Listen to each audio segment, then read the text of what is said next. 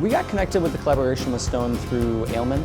Who is Aleman? It's a collective of 3 gentlemen that decided that we wanted to figure out what went in the glass. We started brewing with them, they started helping out here. So they had already brewed with Stone, done a collaboration with them. Jeremy was coming to the city here, and they threw the idea out there to, do you want to come and do another collaboration here in Chicago? They said, yeah, why don't you find a brewery? It seemed like a no-brainer, like why don't we just get a collaboration with someone in Chicago? And once again, another no-brainer. We've been dealing strongly with Begyle, why not? You just want to do right by the people who have done right by you. They have welcomed us in and allowed us to sit in on brews, collaborate on brews. It just seemed like a very natural fit. It was such an easy yes to say when they asked us if we wanted to. It's kind of like, whoa, you know, these are some guys that I've looked up to for a long time. Stone Brewing is kind of on the forefront, and they've paved the way for a lot of us who are coming on now as breweries and really inspired us. This is actually my first time here in Chicago. Aaron, who's our sales rep out here, had me coming out for some events and asked me if I wanted to do a collaboration. Started talking and getting the recipe together online, and it just kind of happened. Here I am. He hopped off the plane and came here to brew with us. We didn't know if we should do a big beer or a smaller beer. I'm always guilty of wanting to throw hops in everything in copious amounts. Today we're making a Red Saison. With El Dorado hops and Helga that we were very fortunate to get from Stone. Helga is interesting. It has this real herbal quality, but it's pretty intense, and it's been described as in-your-face kind of hop. And then the other hop that we use is El Dorado, which actually comes from one farm in Yakima Valley.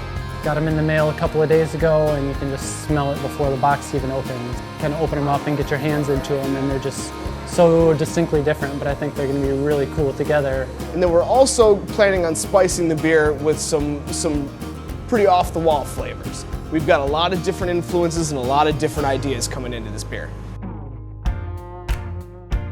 Collaboration to me is the one aspect of the craft beer industry that sets it apart from any other artisanal industry. Collaboration in beer, it's really grown out of just home brewing, because what do people do when they home brew? Most often they're not home brewing by themselves. Most of the time they have buddies come over and you drink beer and you try to drink other beers that you're interested in. And a lot of times you have like a little party going on with brewing. So when it comes to these collaborations at a professional level, you know, it's totally logical. You get a lot of brains thinking about what they like in that beer, and then everybody gets what they like in the beer, and you get a better beer out of it. The growth of craft beer is amazing. In particular with Chicago, when I'm out and about, you know, this is one of the big beer towns that people talk about. I think it's always been a great city and a great food town. Well, what's natural for that to come along is having the great beer. We're not a wine town. There's something of a cocktail culture here, but it's a very working class city, and beer has always struck those working class notes. It's just kind of something built into the city's wiring. The idea to come out here and collaborate made me excited because I wanted to come out here and experience this town.